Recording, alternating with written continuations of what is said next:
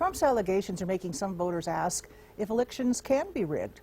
Local News 8 reporter Febin Casahoon joining us now at the Bonneville County Elections Office to tell us the possibility of a rigged election here. Febin? Now, Jay and Carol, I spoke to the county clerk here, and she says the possibility of that even happening is slim to none. She says they're taking extra precautions to avoid this.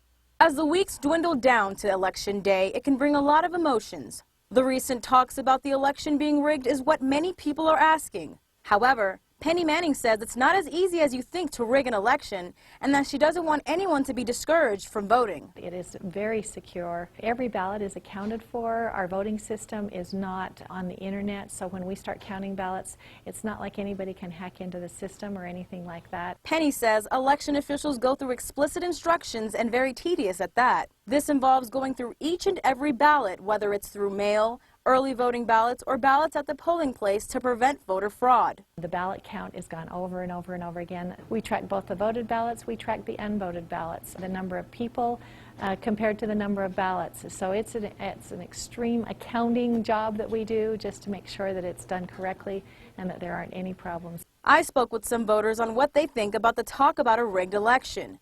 Many think it's partially due to having a big ego. A candidate who may campaign on, oh, the election is rigged, to me that just sounds, well, they don't win it, they want to just have some excuse why they didn't win. So you need proof in order to say that, in which case it should be presented to the legal authorities and prosecuted.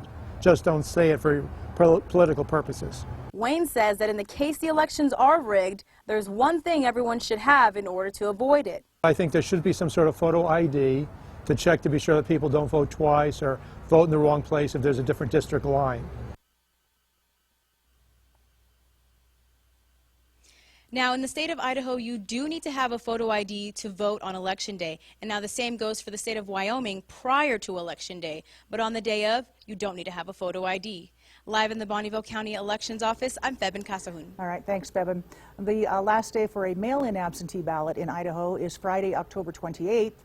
November 4th is the last day for an in-person absentee vote.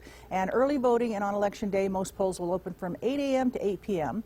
It's also the last day to return absentee ballots to the county clerk by 8 p.m.